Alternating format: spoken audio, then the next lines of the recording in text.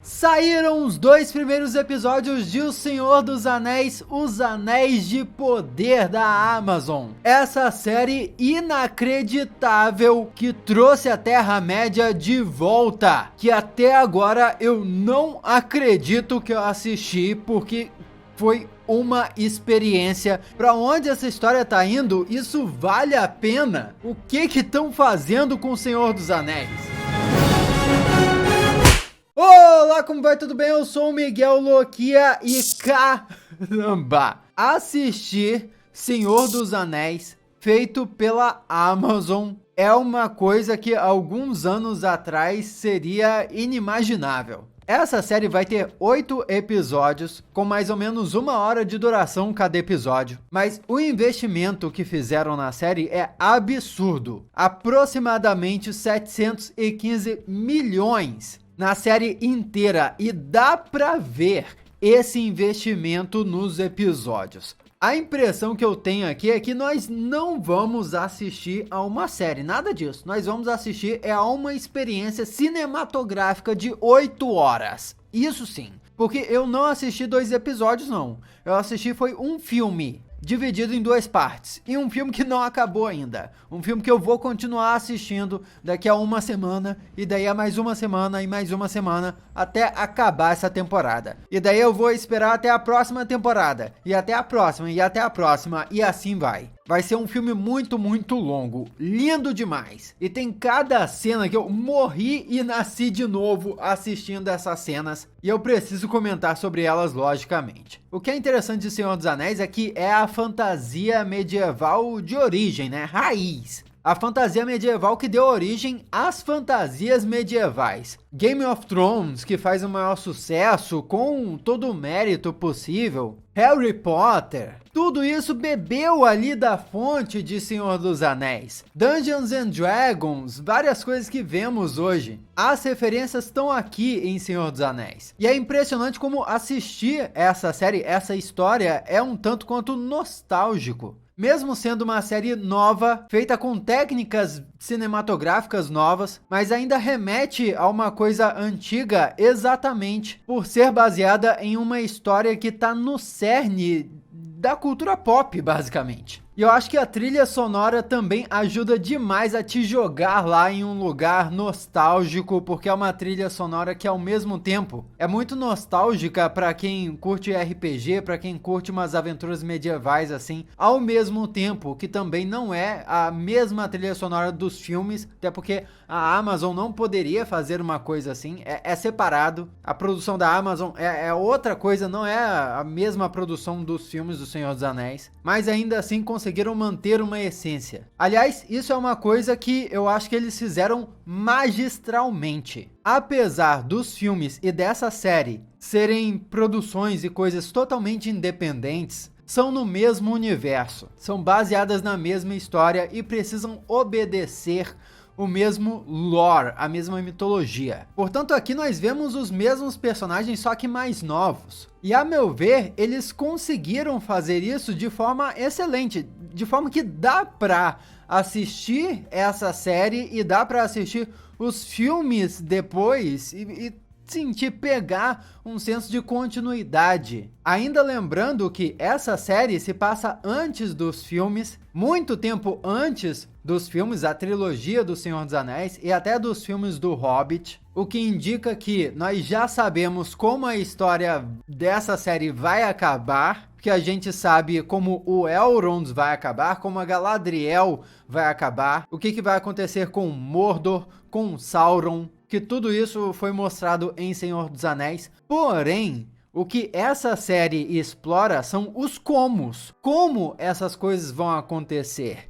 E por esses 2 episódios, a impressão que eu tive é que eles estão sendo muito felizes com isso. Porque de fato tem muitos bequinhos escuros na história da Segunda Era da Terra-média que eles podem explorar e que nós não conhecíamos. E que sequer o Tolkien, o autor dos livros, tinha esclarecido muito. E aí a própria Amazon pode improvisar, pode criar em cima e inventar novas histórias para surpreender a gente. E o mais importante de tudo, sem estragar a história original do Senhor dos Anéis, ou seja, sem prejudicar a conexão com os livros e com os filmes, se você quiser assistir os filmes depois como se fosse uma continuação. Falando sobre o ritmo dos episódios, o episódio 1 tem um ritmo meio estranho, porque ele começa tenso, com um clima de suspense, meio aventuresco, e chega a um auge com um momento de ação e super ágil, matando o troll muito rápido, tipo Elfa nível 80, sei lá. Porém, depois que ela volta para Lindon e nós vamos para os outros personagens também, conhecer os outros pontos de vista da história, a trama fica bem lenta e mais arrastada, porque a gente vai conhecendo mais um pouquinho do mundo, um pouquinho de cada um, e não tem mais ação, não tem mais nada. A história passa a ficar um pouco devagar. E eu não achei isso ruim, eu acho que algumas pessoas podem estranhar, mas achei isso até aconchegante, porque é extremamente característico com o Senhor dos Anéis. Pô, até o primeiro filme, A Sociedade dos Anéis, é um pouco assim, é um filme mais lento. Senhor dos Anéis tem esses momentos onde os personagens estão mais resolvendo as coisas, a gente está mais entendendo o que está rolando, para depois começarem a se desenvolver as batalhas, então achei muito característico. Mas aí nós chegamos no episódio 2, onde a trama começa a se desenrolar mesmo, as ameaças começam a aparecer e o ritmo fica agitado. Eu acho que dá para entender por que a Amazon soltou 2 episódios ao mesmo tempo, que é pro público sacar que, pô, peraí, a série não vai ser lenta como o primeiro episódio. O segundo episódio deu uma engatada aqui, e quem não gostou muito do primeiro pode curtir o segundo. Vamos falar dos personagens, mas deixa eu só te pedir para se inscrever no canal, ativar as notificações, que eu tô sempre aqui falando das novidades e adoraria ter a sua companhia aqui também. Vai, se inscreve, não custa nada, e com esse simples gesto você me dá uma enorme força. Se você já faz parte da família Lokia, meu muito obrigado de coração, um grande abraço e vamos começar falando da Galadriel. Pela história já registrada, a gente já sabe qual é o destino da Galadriel, até pelos filmes mesmo. Na época de Senhor dos Anéis, ela se torna governante de Lothlórien, junto com o marido dela, o Sr. Celeborn. Só que aqui ela tá bem mais nova e nós acompanhamos uma jornada dela para expurgar o mal, além de conhecer de onde vem essa motivação toda. Vem do irmão que ensinou a ela um ser imortal, o tamanho do peso da perda.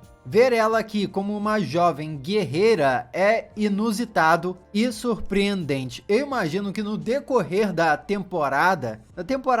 da série como um todo, a gente acompanhe uma transição da Galadriel entre guerreira até aquela Galadriel que nós vimos em Senhor dos Anéis. Por enquanto, as cenas mais marcantes de ação da série que nós vimos foram dela. Ela contra o Troll, depois ela lá à deriva no mar contra o verme no oceano. Nossa, que cena épica! Todas as cenas mega bem dirigidas, lindas, coisa de cinema mesmo. O nível das séries de TV realmente subiram de verdade. E além disso, a Galadriel é o fio condutor da trama, porque ela inicia a história contando sobre a Primeira Era, quando não havia sol ainda e o mundo era iluminado pelas árvores. Daí veio Morgoth na maldade, destruindo tudo, botando fogo na árvore, apagou a luz. Daí rolou a guerra e agora, depois da guerra, ela ainda na busca incessante para expurgar o mal. No caso, o Sauron, que a gente sabe que ainda tá por aí.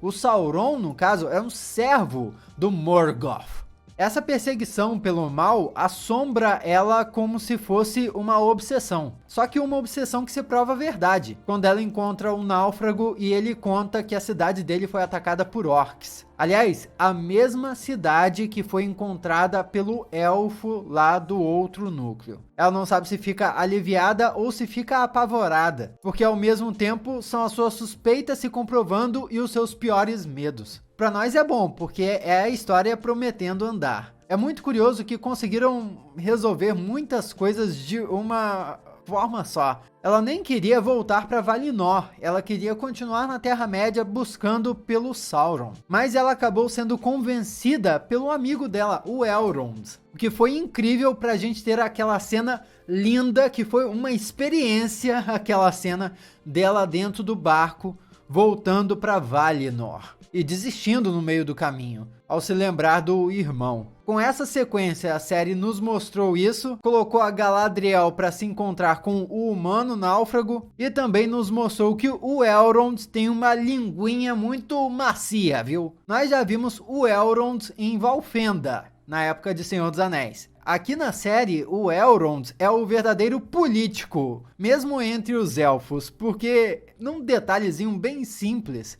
assim que ele aparece, ele está escrevendo o discurso do Alto Rei Gil-galad para premiar os guerreiros que estavam voltando, mesmo que não tivessem permitido que ele participasse da reunião no início do episódio 1, que foi só para os elfos mais velhos. Então ele é um político extremamente habilidoso entre os elfos, mas ainda é jovem, ainda não tem tanto respeito assim. Porém, existe uma coisa muito satisfatória em ver alguém muito competente fazer aquilo no que é bom. E por enquanto ele só tá fazendo isso, sendo o verdadeiro John Wick da conversa mole, passando a linguinha de manteiga dele em todo mundo, sem saber que o caminho dele vai logo de encontro com o de todo mundo. Todos os núcleos que apareceram aqui na série vão logo se colidir, porque ele foi mandado para ficar junto com Celebrimbor, que é o responsável por forjar os Anéis de Poder, que eventualmente vão ser corrompidos pelo Um Anel, como é contado até no prólogo dos filmes do Senhor dos Anéis. Então a gente já sabe que toda essa história do Sauron e tudo mais, tudo vai desembocar ali onde o Elrond está no meio. Mas que cena de encher o coração é a do Elrond em Khazad-dûm.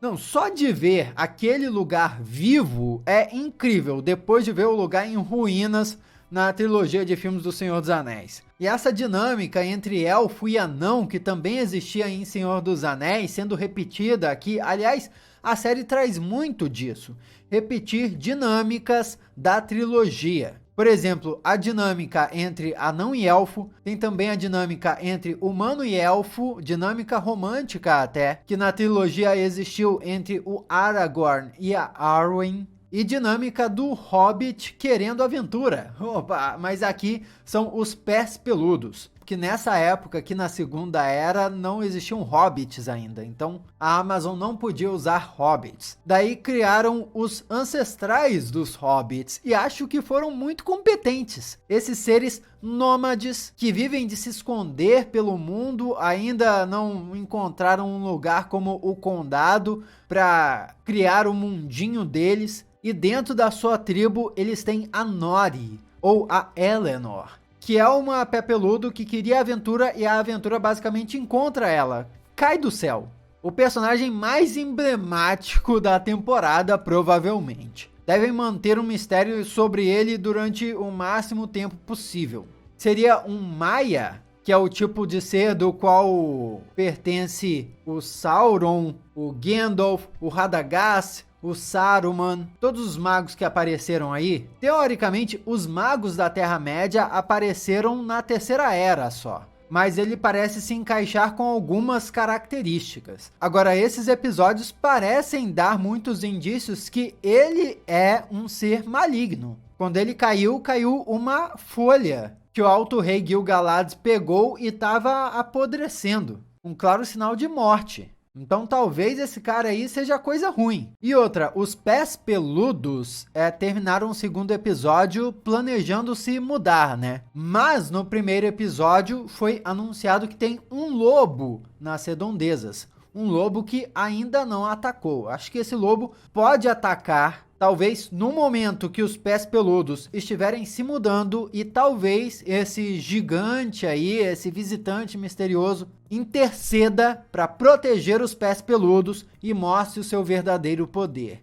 E daí ele passe a ser uma espécie de protetor dos pés peludos. Será que é isso? Enfim, aí eu já tô viajando nas teorias. Eu não consigo me aguentar em fazer teoria. Mas eu acho que esse lobo ataca sim, e ele pode ter algum papel na revelação de algum poder ou de alguma nova pista da identidade desse homem misterioso que caiu do céu. E o Arondir, o outro núcleo aí, que é o elfo soldado, que foi liberado do seu posto, mas tá lá apaixonado. Tem um outro detalhezinho no episódio que mostra uma característica interessantíssima dele. Ele é competente pra caramba, apesar de nós não termos visto ele em batalha. É quando ele tá indo pra cidade e vai passando por um camarada que tá jogando um jogo de tabuleiro, e ele canta a jogada do jogo de tabuleiro, só passando assim, ele já manja a estratégia do jogo assim. É uma forma da série dizer que ele é extremamente estratégico e sagaz. Provavelmente vai ser o Legolas da série. O elfo arqueiro com extrema destreza e absurdamente competente. Ele deve ser o personagem que vai mostrar a história do ponto de vista do povo, já que ele está conectado com a Brolwen, que é a humana por quem ele está apaixonado. Ao mesmo tempo que ele vê valor em um grupo de humanos que os outros elfos não valorizam. Então talvez ele fique apegado a esses humanos aí para proteger esses humanos, enquanto ninguém mais quer proteger eles. Esse núcleo, inclusive, é o que protagoniza algumas das cenas de mais tensão do segundo episódio. É o Arondir fugindo pelo túnel de um orc, a Bronwyn se escondendo e lutando contra um orc dentro da própria casa,